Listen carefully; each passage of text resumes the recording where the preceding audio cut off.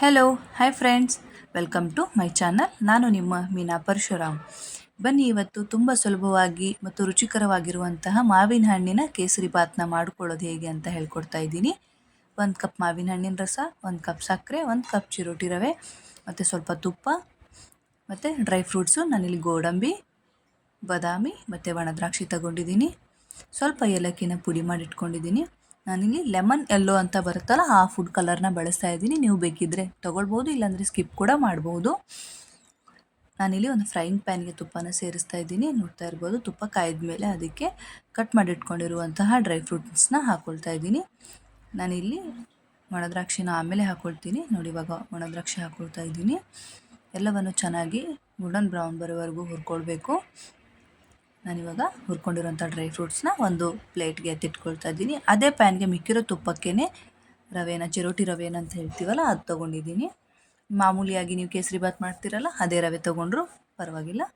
ಅದು ಚೆನ್ನಾಗಿ ಸ್ವಲ್ಪ ಕಲರ್ ಚೇಂಜ್ ಆಗುವವರೆಗೂ ತುಪ್ಪದಲ್ಲಿ ಹುರ್ಕೊಳ್ಬೇಕು. ನೋಡ್ತಾ ಇರ್ಬೋದು ನೀವು, ನಾನು ಅದೇ ತುಪ್ಪದಲ್ಲೇ ಹುರ್ಕೊಳ್ತಾ ಇದ್ದೀನಿ. ಮೇಲೇನು ಆ್ಯಡ್ ಮಾಡೋದು ಬೇಡ, ಅಷ್ಟು ಸಾಕು. ನಾನಿವಾಗ ಫ್ರೈ ಆಗಿರೋಂತಹ ಎಲ್ಲ ರವೆನ ಒಂದು ಪ್ಲೇಟ್ಗೆ ಎತ್ತಿಟ್ಕೊಳ್ತಾ ಇದ್ದೀನಿ. ಇವಾಗ ಮತ್ತು ಪಾತ್ರೆಗೆ ಒಂದು ಅರ್ಧ ಲೀಟ್ರ್ ಆಗೋಷ್ಟು ನೀರು ಹಾಕ್ಕೊಳ್ತಾ ಇದ್ದೀನಿ. ನೀರು ಸ್ವಲ್ಪ ಕಾಯ್ದ ಮೇಲೆ ಅದಕ್ಕೆ ನಾನು ಕಟ್ ಮಾಡಿ ಮತ್ತು ರಸ ತೆಗೆದು ಇಟ್ಕೊಂಡಿರುವಂತಹ ಮ್ಯಾಂಗೋ ಏನಿತ್ತಲ್ಲ, ಅದೆಲ್ಲವನ್ನು ಮಿಕ್ಸಿ ಜಾರ್ಗೆ ಹಾಕಿ ಚೆನ್ನಾಗಿ ನುಣ್ಣಗೆ ರುಬ್ಕೊಂಡಿದ್ದೆ. ಅದು ರುಬ್ಕೊಂಡಿರೋದು ಬಿಸಿ ನೀರಿಗೆ ಹಾಕಿ ಕೈ ಆಡಿಸ್ಕೊಂಡು ಚೆನ್ನಾಗಿ ಒಂದೇ ಹದ ಬರಬೇಕು. ನೋಡ್ತಾ ಇರ್ಬೋದು, ಎಲ್ಲಿ ಯಾವುದೇ ಥರದ ಗಂಟಿಲ್ದಂಗೆ ಚೆನ್ನಾಗಿ ಮಿಕ್ಸ್ ಮಾಡ್ಕೊತಾ ಇದ್ದೀನಿ. ನೋಡ್ತಾ ಇರ್ಬೋದು ನೀವು, ಒಂದು 5 ನಿಮಿಷ ಬೇಯಿಸಿದ್ರೆ ಸಾಕು, ಈ ಥರ ಬರುತ್ತೆ ಅದು. ನಾನು ವಿಡಿಯೋ ಲೆಂದಿ ಆಗುತ್ತೆ ಅಂತ ಸ್ವಲ್ಪ ಸ್ಪೀಡಲ್ಲೇ ತೋರಿಸಿದ್ದೀನಿ. ಇವಾಗ ಅದೇ ನೀರು ಮತ್ತು ಮಾವಿನ ಹಣ್ಣನ್ನು ಸೇರಿಸಿದ್ದಲ್ವ, ಅದಕ್ಕೆ ಇವಾಗ ಹುರಿದಿಟ್ಕೊಂಡಿರುವಂತಹ ರವೆನ ಸೇರಿಸಿ ಚೆನ್ನಾಗಿ ಮಿಕ್ಸ್ ಮಾಡ್ಕೊಳ್ಬೇಕು.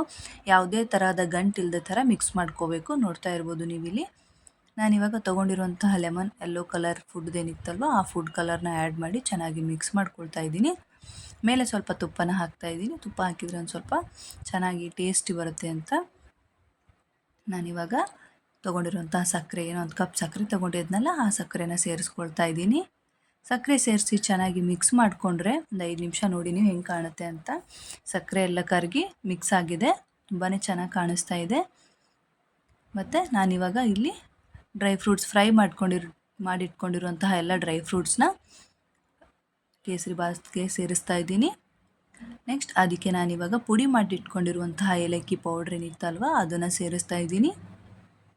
ಎಲ್ಲವನ್ನು ಹಾಕ್ಕೊಂಡು ಚೆನ್ನಾಗಿ ಮಿಕ್ಸ್ ಮಾಡಿ, ಮಾವಿನಕಾಯಿ ರುಚಿ ಏನಿರುತ್ತಲ್ಲ, ಸ್ವಲ್ಪ ಹುಳಿಯಾಗಿ ರುಚಿಯಾಗಿ ಚೆನ್ನಾಗಿ ಬರುತ್ತೆ. ಈ ಕೇಸರಿ ಬಾತ್ ನೀವು ಈ ಸೀಸನಲ್ಲಿ ಟ್ರೈ ಮಾಡಲೇಬೇಕು ಫ್ರೆಂಡ್ಸ್.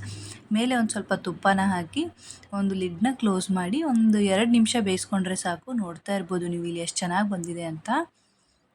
ಅಷ್ಟೇ ಟೇಸ್ಟಿಯಾಗೂ ಇರುತ್ತೆ, ನೀವು ಟ್ರೈ ಮಾಡಿ. ಮತ್ತು ಮ್ಯಾಂಗೋ ಸೀಸನ್ ಹೋದ್ಮೇಲೆ ಈ ರೆಸಿಪಿ ನಾನು ಮಾಡಲಿಲ್ಲಲ್ಲ ಅಂತ ಕ್ವಶನ್ ಮಾರ್ಕ್ ಇಟ್ಕೊಳ್ಳೋದು ಬೇಡ.